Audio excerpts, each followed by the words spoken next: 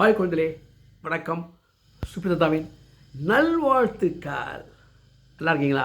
அமோகமாக இருக்கு. இப்போ கட்டிட்டுப்பா கண்ணாடியே. ஒரு அழகான நாடு, நாட்டுக்கு பேர் வந்து அழகு நாடுன்னே பேர். மன்னனுக்கு பேர் அப்பன். அப்பன் அவன் என்ன பண்ணிவிட்டான், எப்போ பார்த்தாலும் தூங்கி கொண்டே இருப்பான். அவன் அப்பா வந்து அவ்வளோ பெரிய திறமசாலி, மிகப்பெரிய பலசாலி. அவர் போரிட்டு வெல்லாத நாடுகளே கிடையாது. அப்படி இருந்தவருக்கு இப்படி ஒரு குழந்தை என்றால் அது சாபம். என்ன சாபம்னு தெரியாது. அப்போ அப்போ என்ன பண்ணால் அமைச்சரை கூப்பிட்டான். அமைச்சரே, நான் தூங்கிகிட்டே இருக்கேன். எப்போ பார்த்தாலும் தூங்கிட்டே இருந்தாக்க நாட்டை நிர்வாகம் பண்ணுறது கஷ்டமாக இருக்கு. எனக்கும் புத்திரனும் கிடையாது, புத்திரியும் கிடையாது, பிள்ளையும் கிடையாது, பொண்ணும் கிடையாது. நாட்டை ஆள்றதுக்கு யாரும் தெரியாது. அதுக்கு அதுக்கப்புறம் நான் ஏற்பாடு பண்ணி ஆகணும்.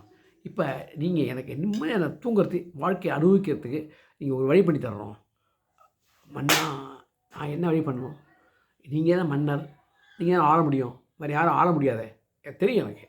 நான் என்ன சொல்கிறேன், ஒருத்தரை போல் 7 பேர் இருப்பான்னு சொல்லுவாங்களே. ஆமாம், நானும் உங்களோட வரேன், நீங்களும் வாங்க.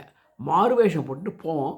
என்ன மாதிரியே யார் இருக்கான்னு நீங்கள் பாருங்கள். ஏன்னா எனக்கு என்னை பற்றி அவ்வளோ பார்க்க தெரியாது. என்ன உங்களெல்லாம் பார்க்க தெரியும் இல்லையா? ஆமாம், வாங்க, யாராவது பார்ப்போம். அவனை வச்சுவிட்டு நான் தூங்கிட்டு இருக்கேன். முக்கியமான சமயத்தில் எழுந்து என் கடமையை செய்கிறேன். சரி பண்ணா. இந்த மண்ணை வந்து கிராக்கு தூங்கிட்டே இருக்கான்னா அவன் வந்து ஒரு பர்சன், ஒரு டைப் ஆஃப் பர்சன். அவன் பேசி நான் குத்து விட்ருவோம் உங்களை. அதில் பயந்துட்டு மன்னர் அமைச்சர் பண்ணார். ஓகே வந்துடுறேன்ட்டார். மாறு வருஷத்தை போயிட்டுருக்காங்க. போயிட்டு ஒரே கலாட்டம் நடக்கிறது. ஊன்னு சத்தம் கேட்குறாங்க. எல்லாம் பயந்து ஓடுறாங்க. பார்த்தா ஒரு பைத்தியம். அப்படியே அப்பன் அச்சிலே இருக்குது. பைத்தியம் அப்பன் அச்சில் இருக்குது. மகாராஜா, இந்த பைத்தியம் உங்களை மாதிரியே இருக்கான். பைத்தியம் என்ன மாதிரி இருக்கான், பூச்சி போடுறான் அவனை அப்படின்ட்டாப்புல. அப்போ என்ன பண்ணாப்புல, ஒரு கூலி தொழிலை வச்சுருக்காப்புல. ஒரு கூலி தொழில், இவங்க மன்னன்னு அவனுக்கு தெரியாது. கூலி தொழில் வரான். வந்தோம் என்ன பண்ணுறான், அந்த பிச்சைக்காரன், அந்த இவனுக்கு பைத்தியக்காரன் இல்லையா, அவன் தலையில் அப்படியே சாக்கை போடுறான், கவுக்குறான், கயத்தால் கட்டினான், இழுத்துட்டு வர்றான். இழுத்துட்டு போய் ஒருத்த மாமரத்தில் வைக்கலாம், வச்சு போடுறான். அதுக்கப்புறம் அவனால் ஒன்றும் செய்ய முடியாது. கையாக உதச்சிக்கலாம் அவ்வளோவா. அதுக்காக ஒன்றும் செய்ய முடியாது. ஏன்னா மக்களுக்கு நிம்மதியாக போயிடுது. அப்புறம் ஒருத்தர் போதுவாமண்ணா, இல்லை 2 பேர் போகணும், நம்ப முடியாது ஒருத்தனையே. சரி போகிறாங்க. அம்மா, தாயே, புண்ணியவானே, ஏதாச்சும் போடுங்க ஐயா அப்படின்ட்டு. அண்ணா, பிச்சைக்காரனும் உங்களை போல் இருக்கின்றான் அமைச்சர் சொல்கிறார். பிச்சைக்காரன் என்ன மாதிரி இருக்கானா? 7 பேரில் நல்லா ஒருத்தோட புத்திசாலியாக இருக்க மாட்டாங்கண்ணா. எல்லாருமே பைத்தியம் பிச்சைக்காரனாகவும் தான் இருப்பானா அப்படிங்கிறத. என்ன பண்ணுறது மண்ணா, உங்கள் அதிர்ஷ்டம் அப்படி வாங்க, இதான் நல்லது. புத்திசாலியாக தான் நாட்டை அபகரிச்சுட்ருவான், என்ன வாங்க அப்படிங்கிறத. சரி பிடிச்சி கொண்டாங்கிறத அவன்கிட்ட பேசுகிறாங்க. உனக்கு பிச்சை இருக்க வேண்டாம், நல்ல வேலை வாங்கி தரேன். இந்த நாட்டை பிச்சை இருக்கிற குற்றம்னு மன்னர் நாளைக்கு சட்டம் அறிவிக்கப்படுறார். அப்படி பிச்சை எடுத்தேன்னா உனக்கு 6 மாதம் ஜெயிலில் போட்டு அப்புறம் உன்னை காலி பண்ணிடுவாங்க. சுஷு வா அப்படின்னு வரான். அப்போ 2 பிச்சைக்காரனே ஆயுஷ்மாச்சு. பைத்தியக்காரனு 6 மணிக்கு தெரியாமல் எப்படி கொண்டு போகணுமோ அந்த அளவுக்கு கொண்டு போயிட்டாங்க. சரி கொண்டு போய் பிச்சைக்காரனுக்கு ஒரு வைத்தியர், அரசு வைத்தியர் கூப்பிட்றாங்க. வைத்தியர் கூப்பிட்டு, வைத்தியரே, இவனுக்கு பைத்தியம். இந்த பைத்தியத்தை தெரிவிக்கிறதுக்கு என்ன பண்ணுவோம் தெரியாது, வெளியில் சொல்லப்படாது. நாட்டில் பைத்தியங்கள் இருந்தால் நம்ம நாட்டுக்கு அவமானம். ஏன்னா பக்கத்து நாட்டு மன்னர்லாம் வரார் அப்படின்ட்டு. சரி மன்னா, செஞ்சு விட்றாங்க. கிட்ட ஒரு 1008 எலுமிச்சம்பழம் போட்டு தலையில் கர்ற. அந்த காலத்துலாம் இங்கிலீஷ் வைத்தியம் கிடையாது, வேறு மூலிகை வைத்தியமும் அப்போ கிடையாது. அவன் என்ன பண்ணுறான், எலுமிச்சம்பழம் சாறு இருக்கு இல்லையா, அதை தலையில் போட்டு புழிஞ்சு அமுக்கி எடுக்கிறான். அப்புறம் ஜூஸ் கொடுத்துட்டு இருக்கான். அது பைத்தியத்தை தெளிவுது. அப்பாங்கிறான். கரெக்டாக 1008வது எலுமிச்சம்பழம் தேக்கிறத ஐயா ஃப்ளாட்டாக விழுந்துடுறார். சரி போயிட்டான் போகணுன்னு அமைச்சர் அனுப்பிச்சிட்டார். இவ்வளோ எலுமிச்சம்பழம் தேய்ச்சா பைத்தியம் பிடிச்சி போடுவான். பைத்தியத்துக்கு ஒன்று பைத்தியம் தெளிவும், இல்லை ஆள் கல்யாணம். அவன் மன்னர் வந்து பயந்து உட்காந்துருக்கார். அமைச்சருக்கு சந்தேகம் போயிட்டான் ஒன்று. இல்லை மண்ணா, இவ்வளோ தேய்ச்சதுக்கு 1 மணி நேரம் ரெஸ்ட்டு வந்துருக்கோம், அதுக்கப்புறம் 3 சரியாகப்படும்னு வைத்தியர் சொல்கிறான். சரிங்கிறாங்க. கரெக்டாக 1 மணி நேரம் எதுன்னு, அப்பா வைத்தியநாதன், அம்மா தாயி தங்கம்மா தாயி. வைத்தியநாதன் தங்கம்மா தாயி கரெக்டாக சொல்கிறான். பார்த்தீங்களா, எல்லாமே தெரிஞ்சிருக்கு. இப்போ தெளிஞ்சு போயிட்டான் அப்படிங்கிறத. சரிங்க போங்க அப்படின்ட்டு அவருக்கு ஏதோ காசை கொடுத்து பொற்காசை கொடுத்து அனுப்பிச்சி விட்றாங்க. வெளில சொல்ல மாட்டேன் வேணாம். அங்கே திருப்பி வரான். என்னடா என்ன உனக்கு திருப்பி சந்தேகம்? உனக்கு யார் மன்னர் பயந்துட கேட்குறாரு. அவனை பார்த்தா அப்படி அசல் உங்களை மாதிரியே இருக்கார். போடா இந்த இங்கே பொற்காசு போய் தர போ முடிய போகிறான். அவனை பிச்சைக்காரன். பிச்சைக்காரருக்கு அலங்காரம் பண்ணுறதுக்கு ஆள் கொண்டு இருக்காப்புல. மாப்பிள்ளை மாதிரி அலங்காரம் பண்ணிவிட்டா அப்படியே மன்னரே தோற்று விடுவார். கண்ணாடியில் பார்த்தாக்கா இப்படி இருக்கான், எங்கள் அப்பா ரொம்ப அயோக்கியம் போனாங்கடா, இப்படி பெற்று விட்டுருக்கான், 7 பேர் பிள்ளை அவன் பிள்ளையாக இருக்க போனாங்கடா அப்படின்ட்டு அமைச்சர்கிட்ட சொல்கிறாப்புல. அமைச்சர் சிரிக்கிறார். அப்புறம் அவனுக்கு இந்த அலங்காரம் பண்ணுறவனுக்கு பொற்காசை கொடுத்துறேன். அவன் என்ன பண்ணுறான், மன்னா உங்களையும் அவனையும் பார்த்தாக்க அவன் தான் மன்னனாக தெரியும். ஏய் போடா, ஏன்டா பழப்ப கிடைக்கிற, இந்த பிடிச்சா பொற்காசு அள்ளி போடா ஒதுக்கிட்டாச்சு. இப்போ 2 பேரையும் கூப்பிட்டு சொல்லியாச்சு, இது பார், நீ 6 மாதம் அமைச்சர் மன்னர், நீ 6 மாதம் மன்னர். முதல் 6 மாதம் கீழே பங்களா கட்டி வச்சுருக்கேன், பாதாள பங்களா.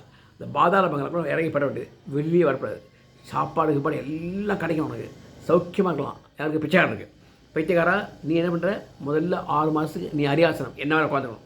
நான் எப்போ ஒரு சமைக்க கொடுக்க சொல்கிறேன்னா அமைச்சர் கொடுப்பார், அப்போ நீ இறங்கி ஓடிப்பட வேண்டியது, அப்போ நான் உட்காந்துப்பேன் வேலையை பார்ப்பேன். சரி மண்ணா.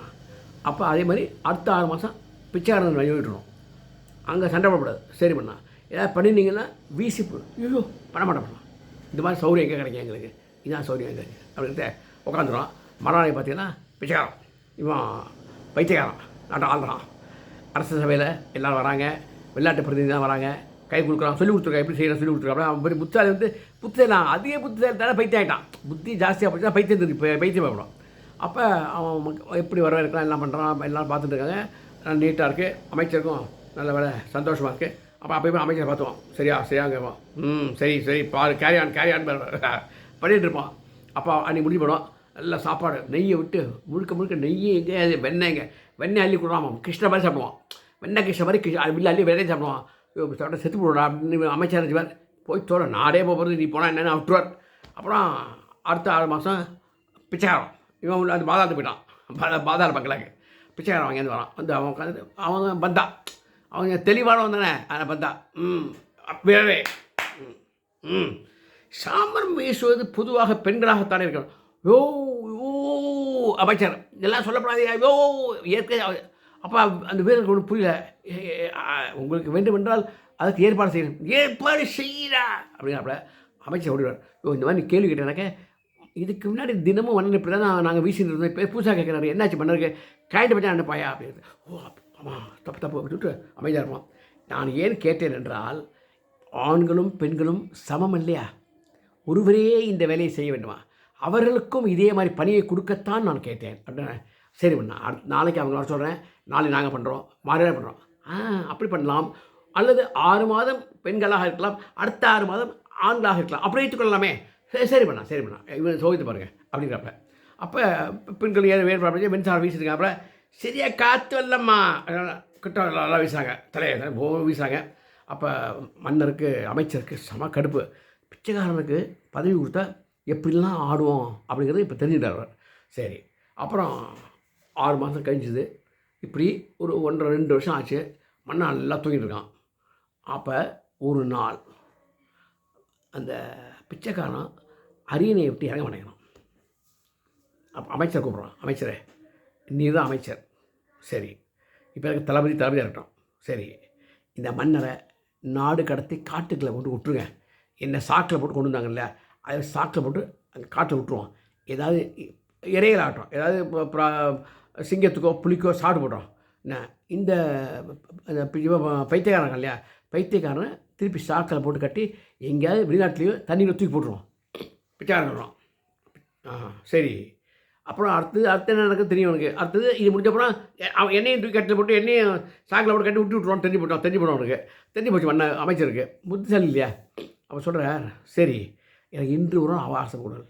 எதற்கு இன்று ஒரு அவகாசம் இருக்கிறீர்கள், எந்த காரியத்தையும் சீக்கிரம் முடிக்க வேண்டும் என்ற மூளையும் உமக்கு கிடையாதா, வயதாகிவிட்டால் மூளையும் மக்கி விடுமா அப்படி பிச்சையாக கேட்கலாம், அந்த கேள்வி கேட்கலாம். அப்போ இல்லை இதை வந்து அவனை ஈஸியாக செய்ய முடியாது, இதுக்கு குலசாமிகிட்ட நம்ம அப்ரூவல் வாங்கணும். யார் அந்த குலசாமி, நான் உங்களுக்கு இப்போ காமிச்சா அவர் கண்டுபிடிச்சிடுவாங்க யாருன்னு, முழுக்க விவரம் தெரிஞ்சு வருவார், அவரை கேட்டுட்டு வந்துடுறேன். குலசாமி உங்கள் நாட்டில் ஆளா, ஆமாம் அவளே தான், அவர் தான் நாங்கள் குலசாமி வச்சுட்டுருக்கோம். சரி கேட்டு நாளைக்கு காலையில் சொல்கிறேன், நாளைக்கு சாயங்காலத்தில் எல்லாத்தையும் முடிச்சுடுறோம். நான் நாளிலேருந்து புது மன்னர், நாளைக்கு என்ன நாளைக்கு ஈவினிங்கே ஆகலாம் நீங்கள், சரி போ அப்படின்னு சொல்லிட்டு அனுப்பிச்சி விட்டாப்புல. குதிரையில் ஏறி போகிறாப்புல. போனாக்க இவருக்கு இந்த இது பாரம்பரிய அமைச்சர் வருவாங்க இல்லையா, அப்படி பார்த்தா இந்த அமைச்சருடைய அப்பா ஒருத்தர் இருக்கார். அவருக்கு 100 வயசு இருக்கும் அவருக்கு. அப்பா நமஸ்காரப்பா, சொல்லு மகனே என்ன பிரச்சனை? இல்லை இந்த மாதிரி தூங்கு ஊஞ்சி மன்றா இப்போ இருக்கான் இல்லையா, அப்பன் தானே? ஆமாம் சரியான சனியானவன், சொல்லு. இல்லை இப்போ ஏற்பாடு பண்ணிட்டோம், 6 மாதத்துக்கு ஒரு பிச்சைக்காரன், 6 மாதத்துக்கு ஒரு பைத்தியமும் அப்பன் மாதிரியே இருக்கிற மாதிரி முகம் உள்ள ஒருத்தனை ஏற்பாடு பண்ணி ஆட்சி பண்ணிட்டுருக்காங்க. அதில் மன்னர் நல்லா ரெஸ்ட் எடுத்து தூங்கிட்டு இருக்கான். ஆனால் இதில் என்ன பிரச்சனை இருக்குன்னா, பிச்சைக்காரனுக்கு பேராசை வந்துட்டு. ஏன்னா பல இடங்களில் பிச்சை எடுத்து அவனுக்கு கஷ்டங்கள் என்னென்னு தெரிஞ்சு போச்சு. இப்போ சுக வாழ்க்கை என்னென்னு புரிஞ்சுட்டான். இப்போ நான் மன்னன் ஆகணுங்கிறான், என்னையே அமைச்சராக வச்சுக்கிறேங்கிறான், தலைமையாக இருக்கட்டும்ங்கிறான். ஆனால் மன்னரை எங்கேயாவது காட்டை கொண்டு கட்டி போட்டு சாக்கில் போட்டு விட்டுருங்கிறான். அதே மாதிரி பைத்தியத்தை வந்து தண்ணியில் போட்டுருக்கணும். அட பாவேலா, என்னடா நாடு, என்னடா மக்களுக்கு தெரியாத போவான், என்னடா நாடு இதுன்னு சொல்லிட்டு பெரியவர் சொல்கிறார். ஒரு உதாரணம், ஒரு சின்ன காதல் வந்து ஒரு ஐடியா சொல்கிறார். ஏன்னா அவரும் பெரிய அமைச்சராக இருந்ததுதானே. அப்புறம் தான் இவன் வந்திருக்கான், பையன் வந்திருக்கான். அப்படின்னு சரி பார்த்துக்க. உடனே என்ன பண்ண, அந்த குதிரை தான் வந்தது இல்லையா, குதிரையிலிருந்து பக்கத்து ஆற்றுக்கு செல்கின்றார். பக்கத்து ஆட்டு சொல்கிறேன், பக்கத்து ஆட்டில் வேம்புநாதன் பேர். ரொம்ப தங்கமான மனுஷன், இறை பக்தி உள்ளவன், சிறந்த ஒழுக்கம் உள்ளவன், மிக மிக தெய்வப்பற்று உள்ளவன், எல்லாம் கரெக்டு. அவன்கிட்ட எதுக்கு இவர் போகிறாரு காதில் விஷயத்தை சொல்கிறார்.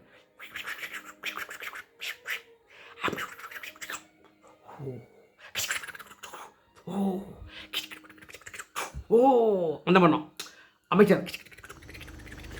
ஓ ஓ பேட். அப்போ நீங்கள் தான் ஷோர், டோன்ட் வரி அப்படின்னு சொல்கிறாப்புல வந்துடுறார். மறுநாளைக்கு காலம்புற அரண்மனையில் இருக்காப்புல, சபை கூடியிருக்கு.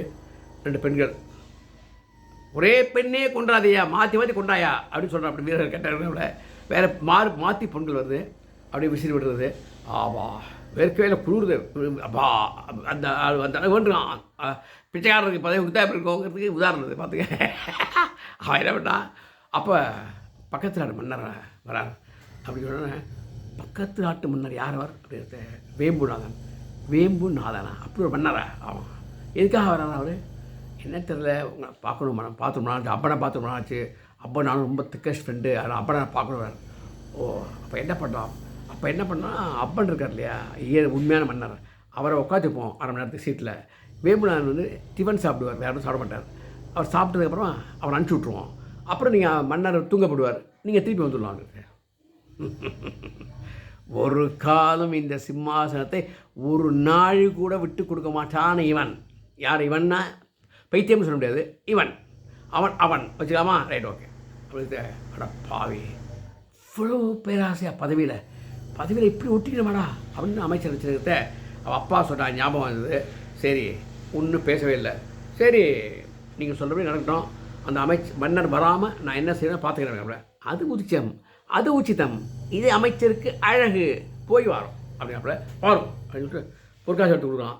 அட பாவி, எனக்கே பொற்காசு கொடுக்குறான்னு சொல்லிட்டு அது வாங்கிட்டு போயிட்டு இவரும் வேம்புநாதன் பேசுகிறது வேறு, இவன்கிட்ட சொன்னது வேறு. இவருடைய மனநிலையை கவனித்தார். அந்த 1/2 நாளை விட அந்த அப்பனை இவன் வந்து பதவியில் உட்காந்து வைக்கிறது விரும்பப்படலை. புரிஞ்சு போச்சு. எவ்வளோ அயோக்கியத்தனமானவர்கள் பதவியில் இருந்தால் அந்த பதவியினுடைய அந்த பற்றுதல் இருக்கு இல்லையா, எப்படி ஒட்டி கொள்ளணும் அப்படிங்கிறத புரிஞ்சுங்க நீங்கள். அதுக்காக சொன்னார். அப்போ என்னாச்சு, வேம்புநாதன் பெரும் படையுடன் வந்தார். எல்லாம் வாள், வெற்றிவேல் வீரவேல், வெற்றிவேல் வீரவேல், வெற்றிவேல் வீரவேல்னு வராங்க. இங்கேருந்து வந்தா அமைச்சர் ஓடுகிறார், தலைமை ஓடுகிறாப்புல. அண்ணா கட்டளையிடுங்கள், என்ன செய்ய வேண்டும் சொல்லுங்கள், என்ன இப்போ நான் என்ன செய்ய வேண்டும், என்ன செய்வதுங்கிறது நீங்கள் ஒன்றும் செய்வேன், நான் கட்டளை விடுங்க. 1,00,000 பேர் வீரர்கள் இருக்காங்க எழுத்தாப்புல, நம்மள்ட்ட எவ்வளோ பேர் இருக்காங்க? 10,000 பேர் இருக்காங்க. 10,000 பேர் 1,00,000 பேரா? ஒன்றும் வேண்டாம்னா, நீங்கள் அந்த மன்னரோட சண்டையிட்டால், அந்த மன்னர் தோற்றால் 1,00,000 பேர் போயிடுவாங்க, நம்ம அந்த நாட்டையும் பிடிச்ச மாதிரி ஆகிடும். ஈஸியான வழி தான், வாங்க அப்படின்னு சொல்லிட்டு அமைச்சர் கையை பிடிச்சிப்பார். தளபதி கையை இருக்க பிடிச்சிப்பான். படி இறங்கி வாழை கொடுப்பாங்க. வாழை கொடுத்த உடனே வாழை எடுத்துட்டு நேராக போவான், பைத்தியம் திருப்போம். எங்கே போகிறப்பா? இல்லை, எனக்குன்னு ஒரு தெய்வம் இருக்கு இல்லையா, கும்பிட போகிறேன். ஆஹா, அப்போ தான் தளபதிக்கே லைட்டாக விஷயம் புரிய ஆரம்பிக்கும். அப்போ போகிறான், போய் அவன் பைத்தியக்காரன் எழுப்புறான். என்னன்னா உனக்கு சண்டை படுத்திடுவான். சண்டையா எவ்வளோ சிறுவா பார்த்துருக்கேன், குத்துச்சா பிச்சு எடுத்துருவேன். அதுக்கு தான் உன்னை கூப்பிட்டேன். ஒரு மன்னரோடு நீ சண்டை பண்ணணும். போட்டால் நீ பர்மனெண்ட்டாக நீ மன்னராரு, நான் உதவிக்கிறேன். செஞ்சுட்றேன் அப்படின்னு சொல்லிட்டு இவன் என்ன பண்ணுறான், அந்த அருவாளை காமிக்கிறான். அருவாளை காமிச்சா அருவாளை தூக்கவே முடியல. ஐயோ ஏன் அவ்வளோ கனமான அருவாளாக இருக்குது. மன்னர் அவ்வளோ யூஸ் பண்ணுவாங்க. பார்த்தோன்னே 1,00,000 படை. இவன் போகிறான். அந்த மன்னரை பார்த்தாலே ஆல்ரெடி மீசை மொட்டை மீசை. யாராது மன்னா அப்பா வாய வந்து மாதிரி பஜனை பட்டலாம் படாதீங்க, சண்டைக்கு வாயா அப்படின்னு இனி எங்கு செல்வேனோ அது பாடுறாவிட. அமைச்சருக்கு ஒன்றும் புரியல. தளபதிக்கு ஒன்றுமே புரியல. அமைச்சருக்காக கொஞ்சம் தெரியும். பாடுவோம் போலன்னு நினச்சிட்டு திருப்பி கைடு போச்சு போல நினச்சிட்டு பயந்துட்டு இருக்கிறார். அப்போ பின்னாடி கால் போடுறது. பின்னாடிலாம் கால் போடக்கூடாது, முன்னாடி கால் வைங்க. நீங்கள் வீர சிங்கம் அப்படிங்கிறது 10 வீரர் தயார் பண்ணி வச்சுருக்கார். 10 வீரர் மாமன்னர் வாழ்க, வெற்றி வீரர் வாழ்க, ராஜாதி ராஜகுல திலக ராஜகம்பீர் ராஜ மார்த்தாண்ட மாமன்னர் அப்பன் ராஜா வருகிறார், போரிட வருகிறார், வெற்றி திலக விட வருகிறார், மக்களை காக்க வருகிறார் அப்படின்ட்டு இவனுக்கு ஒன்றுமே செய்ய முடியல. இந்த பின்னாடி 10 பேர் இருக்கான், முன்னாடி 10 பேர் இருக்கான். அவன் வாரத்துக்கு பெருசாக தூக்கிட்டு இருக்கிறான். இவனுக்கு தூக்கம் இல்லை, கை தெம்பு இல்லை அதை படி பழக்கம் இல்லை. அப்போ எதிர்நாட்டு ராஜா சிம்மாசனத்தை உட்காண்டா அரண்மனை வாசண்டியே உட்காந்து, என்ன வரீங்களா இல்லை நான் உள்ளே வந்து அரண்மனை கொளுத்திட்டுமா. அப்போ வந்து தளபதி என்ன பண்ண அப்படி இருக்கீங்க, போங்க பண்ணா நீங்கள், நான் 1,10,00,000 பேர் சண்டை பண்ணுவோம், அவ்வளோ பேர் இருக்காங்க, நம்மளால முடியுமா. முடியாது. ஐயோ இது பாடுற நேரம் இல்லையா, ஏன் அழகாக பாட்டு பாடுறேன். சரி போகிறேன், சண்டை போட போகிறேன் சொல்லிட்டு சண்டை போயிட்டு அப்படியே அருவாளை வச்சான். ஓடிவிட்டான். எங்கே போனாலே தெரியல, ஓடிவிட்டான். எல்லாம் சிரிக்கிறாங்க, வீரர்கள்லாம் சிரிக்கிறாங்க. மன்னருக்கு தெரியும், வேம்புனாருக்கு தெரியும். ஆனால் வேம்புனா ஒன்றும் கண்டுக்கல. அமைச்சரை பார்த்து அப்படின்னாப்புல ஓடியாவிட்டான். 10 வீரர்கள்லாம் பின்னாடிலாம் இங்கே காணுமேங்கிறாப்புல. ஒன்றும் காணப்படாங்க விடுங்கடா நீங்கள் அப்படின்ட்டு. அப்புறம் மன்னா இது அமைச்சரே அது இன்னொருத்தர் அவனை கொண்டாங்க அப்படிங்கிறாப்புல.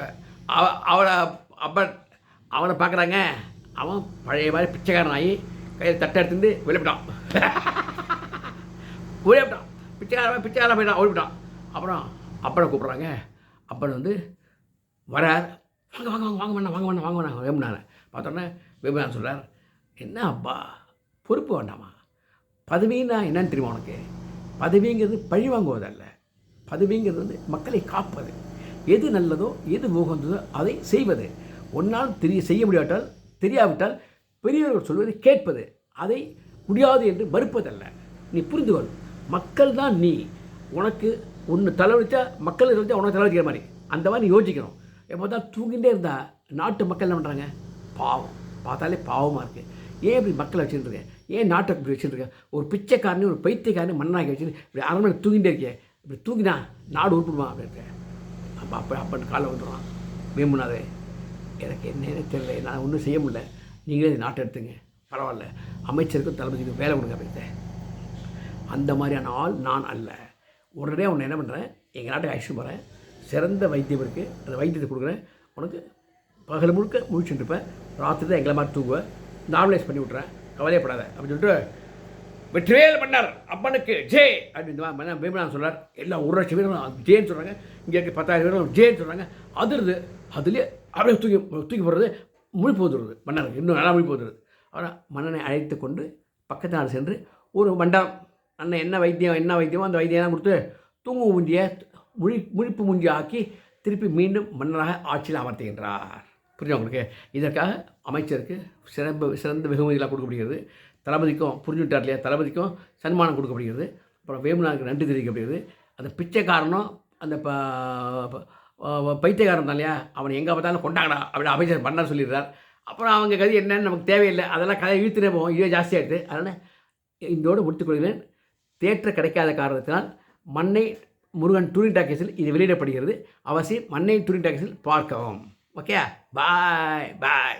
குழந்தையிலன்னு சொல்லியிருப்பேன். ஓகே ஃப்ரெண்ட்ஸ், முடிச்சலாமா. நம்மளும் நல்லா செய்வோமே, பெரியவருக்கும் பொறுத்துட்டுமே அந்த கதை. அதுக்காக ஓகே, பாய் ஃப்ரெண்ட்ஸ்.